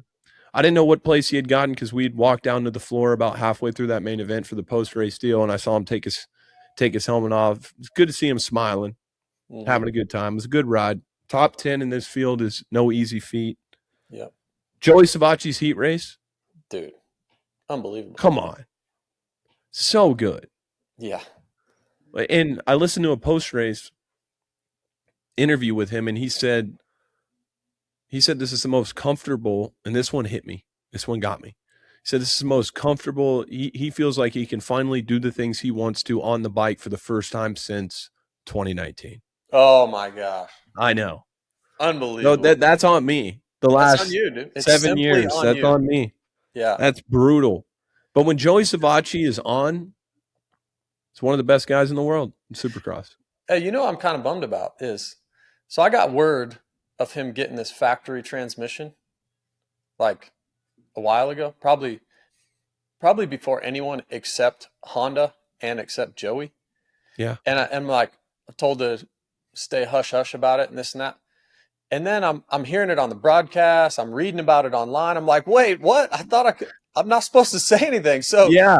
as I'm Because watching the race, I'm like, to the inside, after the going back down the start, inside table over table, that's first gear all day. That's factory first gear. You can't do that on a production first gear, which was awesome. That made that heat race amazing for him. It just did. Then that 3-3-4, that's a first gear 3 out of the turn. So as I'm watching this, I'm thinking, man, this, like, I'm glad he got that, because this is exactly why you want it. And I was in his exact same shoes in 2018. I got through the first few rounds and I'm like, guys, it was St. Louis. I believe it was round 4 or 5. I got passed late in the race for third. I believe I ended up fourth. It's because Marv, I think it was Marv, passed me. He could go really low in a turn and still get the 3 out of the turn. He'd go down to first gear.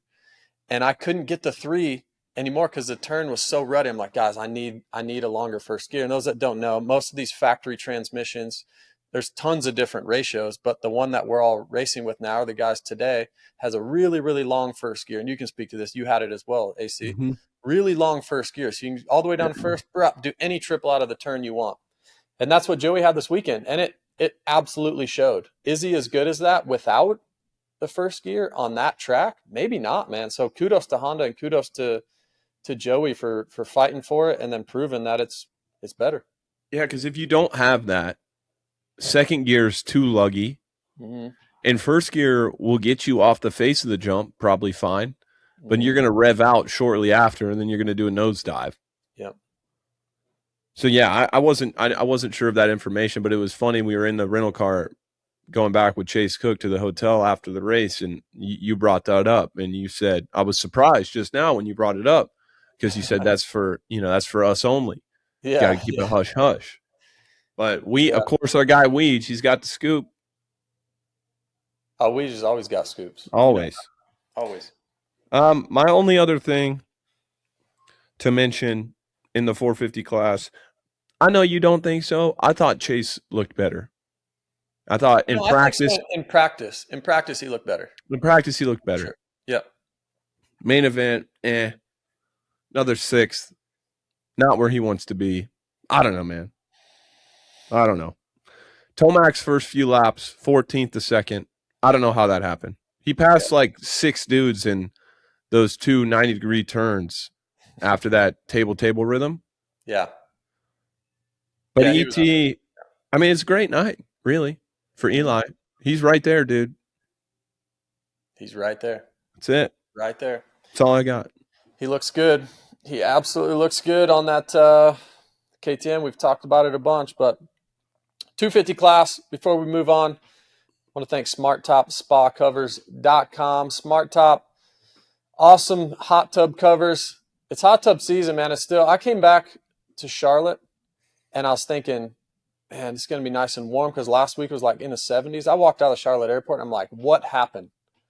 So you know what I did? Fired up my hot tub, got in it when I got home.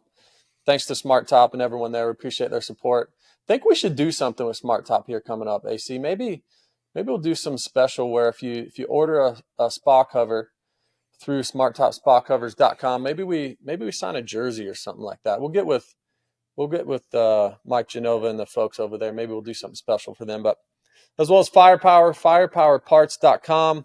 Look, we talk about the batteries all the time, but you need some components, chains, sprockets, wheels, stands, anything like that. Gas jugs, we talked about it last week, Adam, but you're kind of a man of the people now. You're just one of us. Fill up your bike with gas. Oh yeah. And if you want to be like AC, go to firepowerparts.com. We of course appreciate their support, and there's a lot of new stuff coming for them. So stay tuned. 250 class. What a race. What a race. Had some championship favorites down on the ground in the first turn. The craziest stat that I've seen so far this year. We were diving in to what our topics were going to be on the pre-show. And Nate Thrasher has won a race every year since he's been professional. And the names he's beaten to win those races are nuts. Yeah. He's won East-West showdowns. I mean, Nate Thrasher at his best in Supercross is one of the best guys, period. And he only has, through 6, I think, championship starts, he only has one finish inside the top 10 in an opening round. And that was in 8th place. I found that absolutely absurd. Crazy. Yeah. How does that happen to someone that good?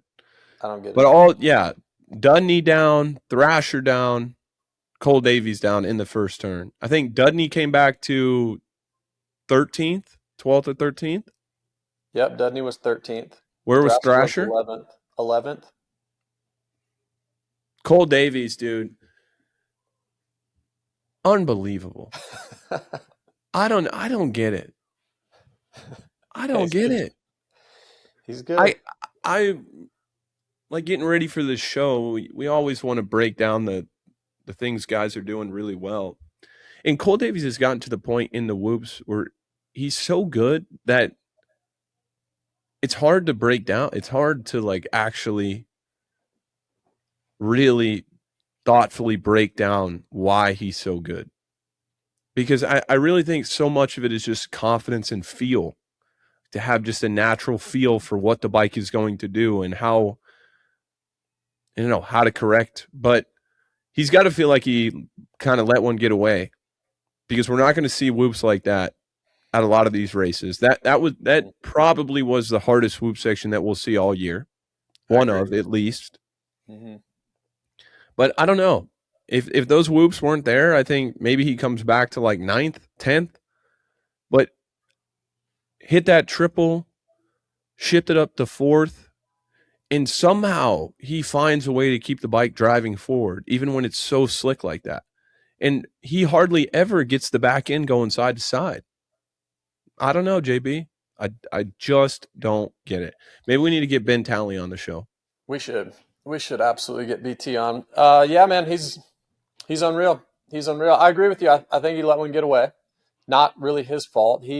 Actually, maybe his fault. I was watching it this morning, and it looked like, I couldn't really tell. I was even slow-mo and stuff, but it almost looked like he got connected with Hammaker, and it slid his rear end back, and that's what made him really get into Seth. Maybe he just drove it in too deep, but unfortunately down. Hammaker stayed up, which we'll get to Seth. But Dudney down, Thrasher down. I'm really curious. I want to ask Thrasher this weekend, but to only come back to 11th, his bike had to be beat up or something, because he's better than that. He's better. Because Cody Schock, he was down in the first turn as well, and Schock came back to 7th. And I watched Cody Schock kind of maybe 3 or 4 minutes ago, and he had maybe the roughest 2 laps that I've ever seen. Really? And so I didn't even know that he got all the way back to 7th. Yeah. But yeah, I mean, he was kind of sticking somewhat close to Davies, like that whole time moving through. But yeah, weird deal. Thrasher to me is such an interesting, just great dude. Easy to root for. I say that all the time. Just an absolute gentleman. But just so up and down. I don't get it. I really don't. Yeah. Hey, one of the things that I thought was unbelievably impressive from it's Daxton, right? Daxton Bennick. Yep. His heat race performance was, I'm glad you brought it up. Awful. Yeah. I mean, I hate to be that guy. And he said it. I watched his post-race press conference, and I think he said atrocious, horrible, something like that. So he knows. And it's hard. I get it.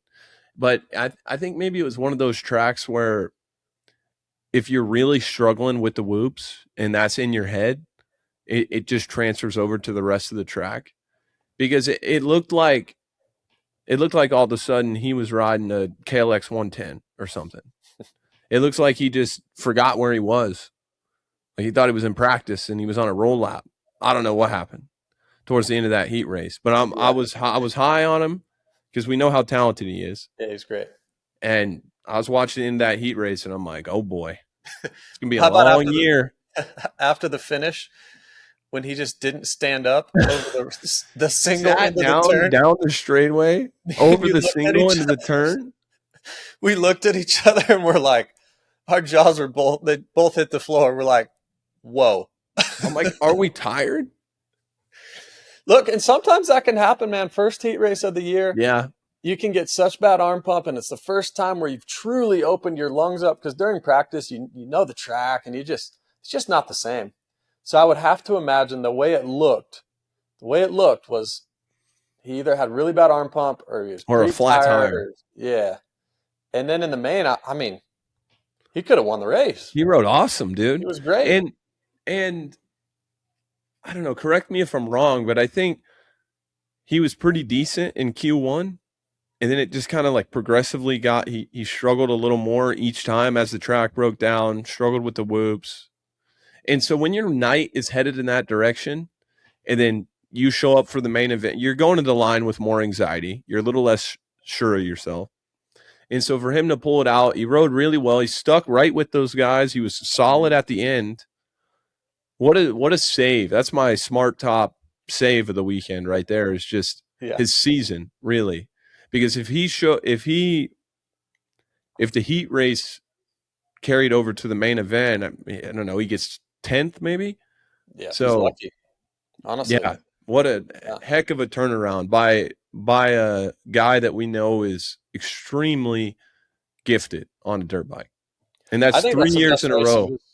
Professional career. I think 3 years in a row on the podium at the opening round. Crazy. Yeah, that was impressive. Very impressive. But how about Pierce Brown, man? How about Pierce Brown? What a story. Very likable dude. Comes out he wins the SMX finale in Las Vegas on the Gas Trolley Designs team. We all knew that he had signed with Star, and it was kind of like, all right, this is his opportunity. It's arguably the best team in the pits. The bike's amazing. Now he's going to be a winner. Comes out, leading Tampa, goes down. We don't really see him again. He tried to race a motocross race, but it didn't go well. And then to really bounce back like that after pretty much 12 months off, I mean, we've been there. It's about as tough a thing that you can possibly do is show up and know that you have the pressure to win. That team expects that. I'm sure Pierce expected it from himself as well. But like, you just don't have time to ease into it. And for him to do that, qualify fastest, which that's a whole nother thing. Like when you watch Davies in practice, I would have put so much money on, I mean, not near as much as you have, but I'd have put so much money on that Davies was fastest in qualifying from the eye. The eye test is like Davies is 1.4 faster than everybody. And Pierce Davies must have took a break around the rest of the track because rest stop. Dude. Yeah, he probably had 0.8 of a second on anybody in the whoops. It was ridiculous. Took a break. But that's my second favorite thing you've ever said, I think.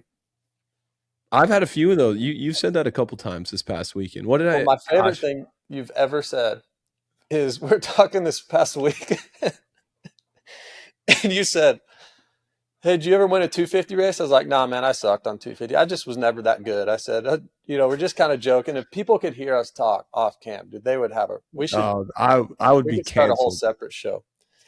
And you said, "Man, you really got it out the mud, huh? You really got it out the mud to come back and do what you did on a 450." Crazy.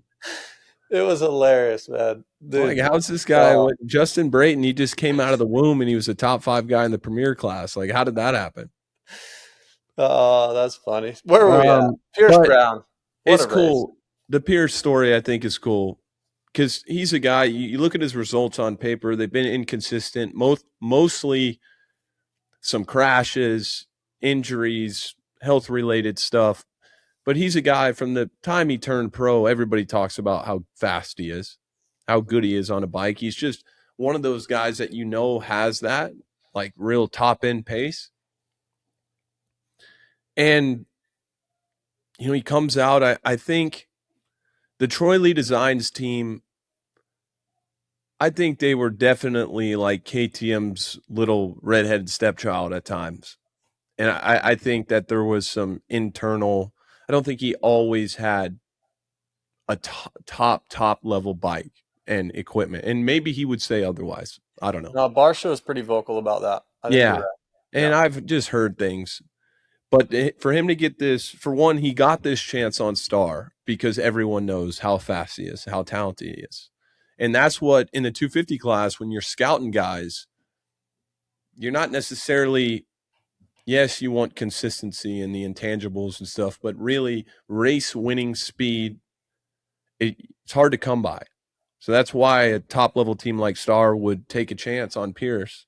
And then after the way last year went, and he's starting to get a little older, I think he's 22 or 23. And we know how Star works. It's either you're winning or showing potential to win, or you don't have a job. Mm-hmm. And so for Pierce, I think that injury last year, initially, I think the prognosis was pretty bad. Like, I think he was kind of unsure if he was ever going to race again. We've all been there at one point or another. And so you go through a lot. And you know this, Justin. You really go through a lot in those moments of questioning yourself, doubting yourself, and you just find a way to keep going and putting one foot in front of the other, because ultimately the goal matters more than any of the doubts. And to see him come out and do that, I would have loved to it not have been decided by that red light situation. Not like, of course, Pierce deserves the win, but a great story. And by all accounts, I don't know him too well. I've talked to him a little bit. Seems like everybody loves the dude. Nice guy.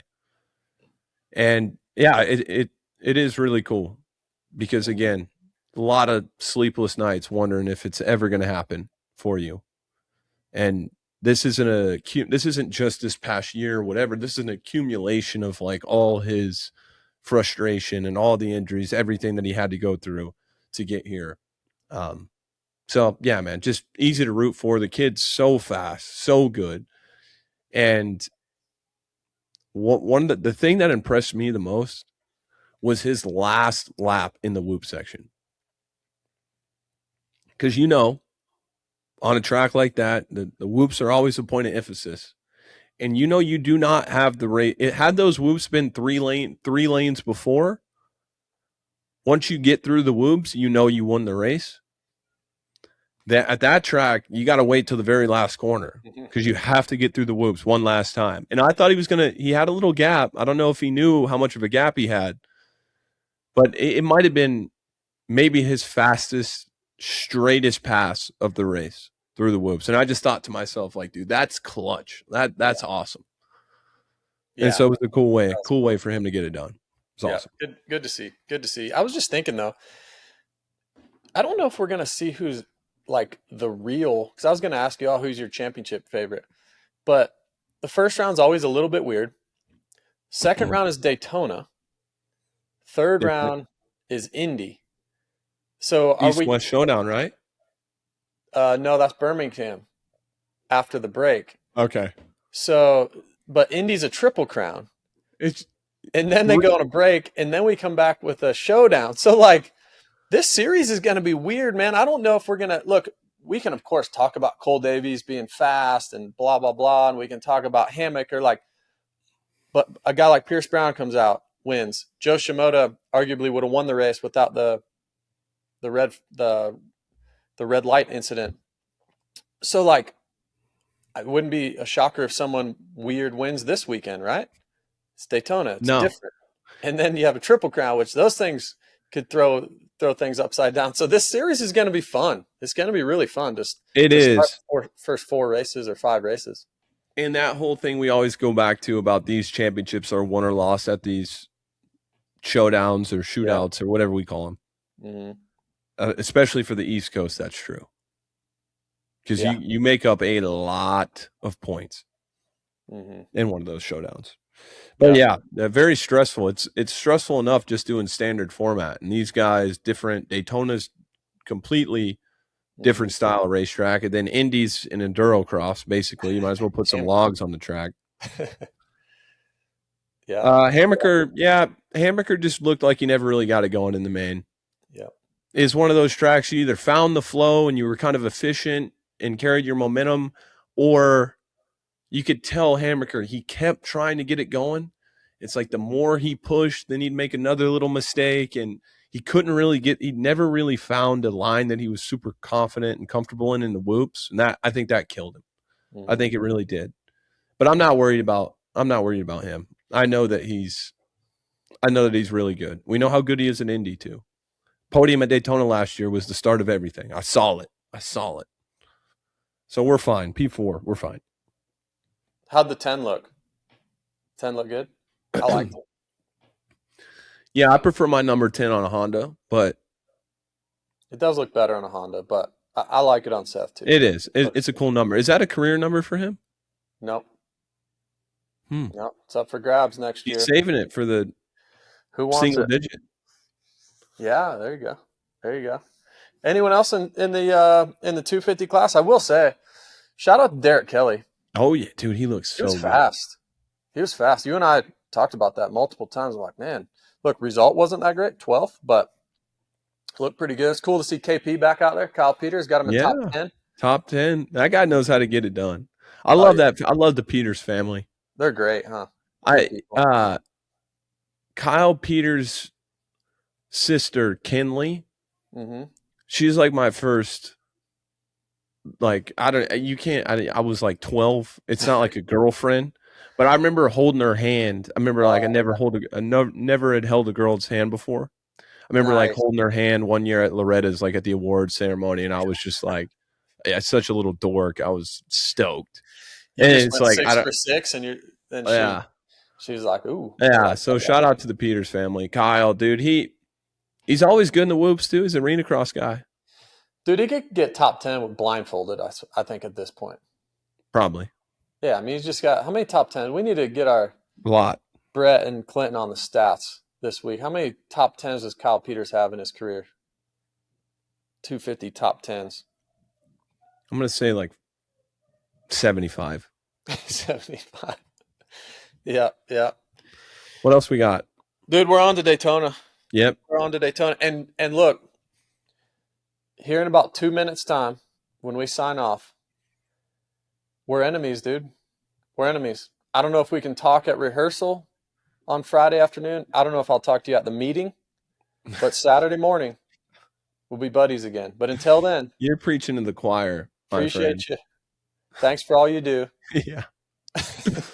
Talk to you Saturday. But I'll see you Saturday morning. I won't even see you Friday night. Won't even look at you.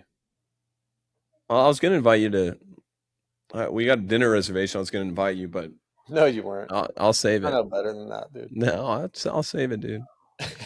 But yeah, I mean, great. I mean, it's just really one of those weekends where you watch these guys, and it's just, I don't know, if you really are a dirt bike fan, you could really nerd out on this weekend's festivities. It was so good. We're getting to that point in the championship where it's like a piece of the puzzle being slowly put together. Mm-hmm. It's starting to look more of like a finished product at the moment. So these next few weekends, it's pivotal. A couple more things. We got some fan questions here in a minute, but is Chase out of the championship? Yeah. He's out? Mm-hmm. I mean, if there were some more signs of life, because we know if he does figure it out, I mean, he could definitely win 3 or 4 in a row. You know that he's capable of doing that, but I just don't. I don't see enough positive steps to indicate that. But who knows? Who knows? Maybe whatever it is that they're working on, Daytona's a little different. Maybe it'll work better at Daytona. I think we get a couple Chase sightings by the end of the year, though. He's going to have a couple races where we go, oh, yeah. There he is. That's why this guy has such a high standard. Yeah. Yeah. But, yeah, it's a tough scene. It's a tough scene over there right now.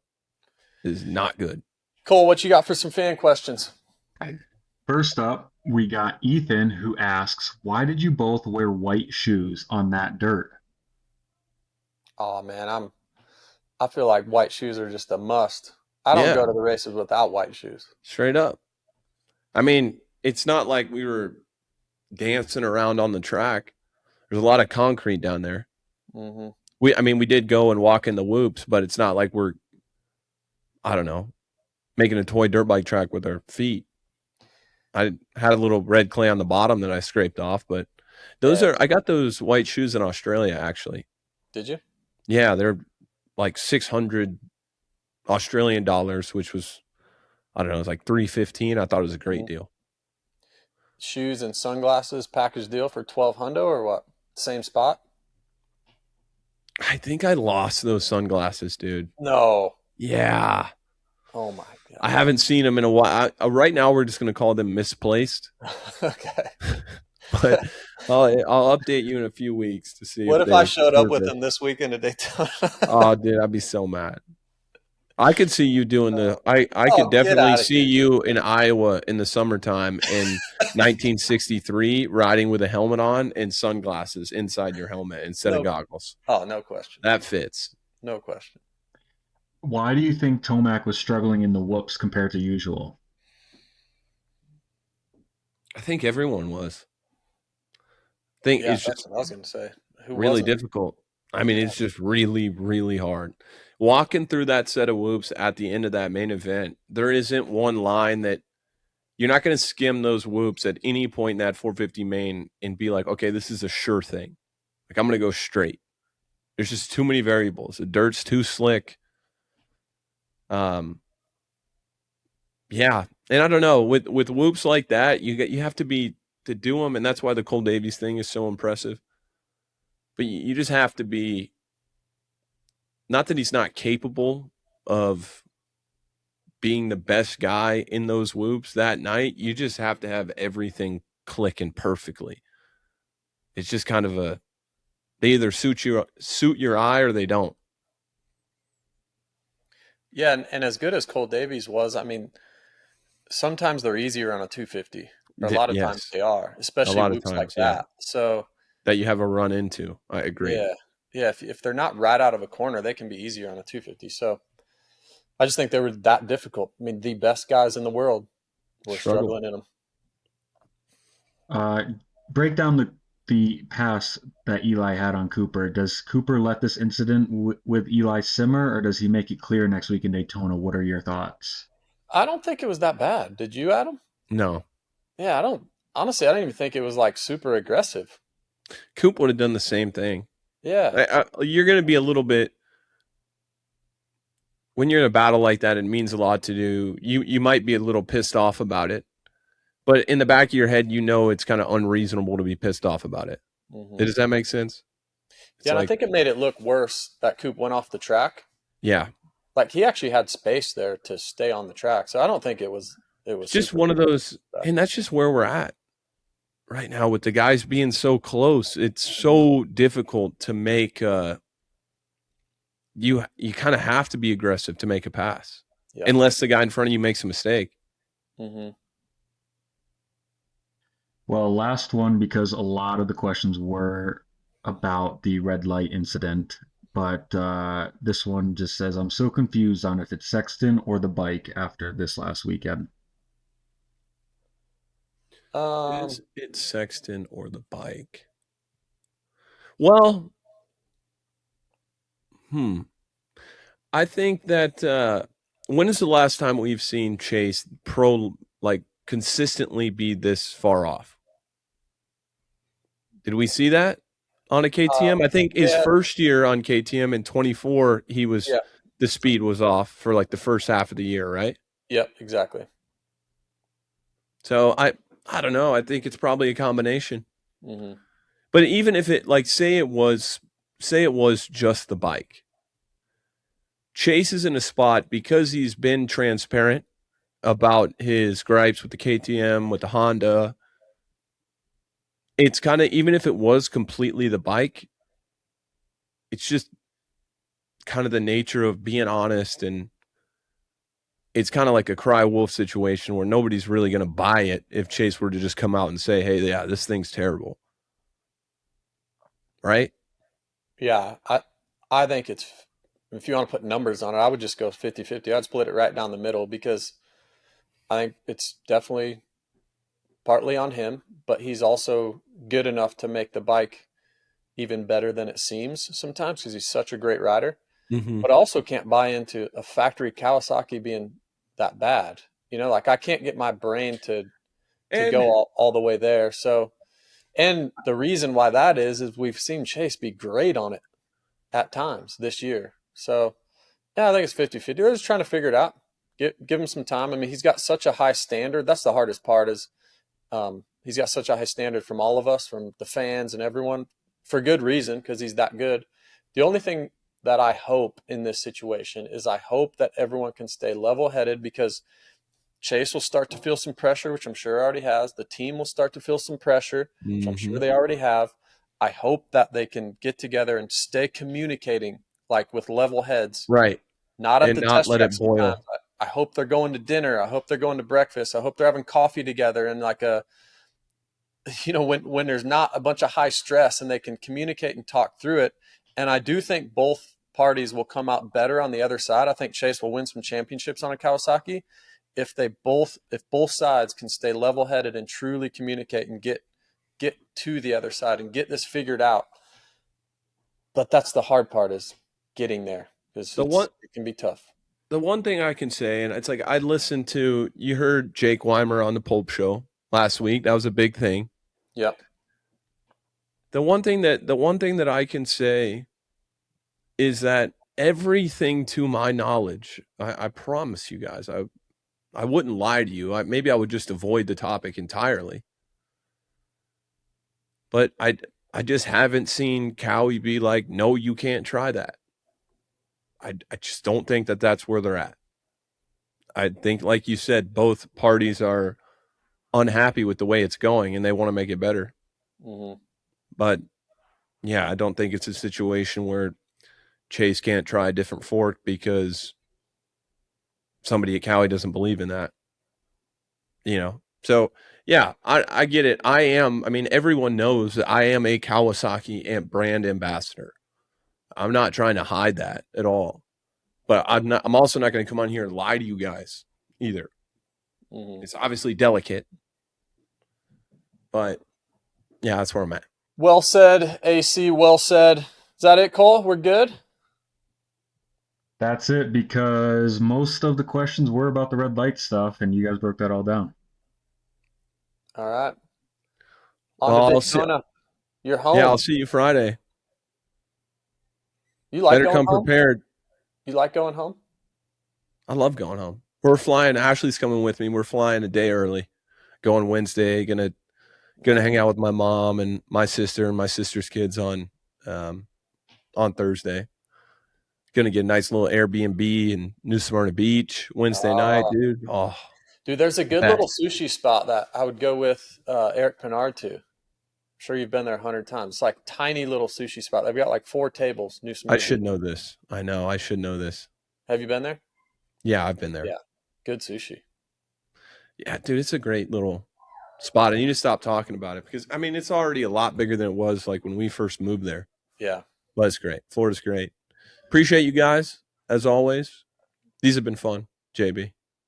On to Daytona. Let's Looking go. forward to it. Let's go.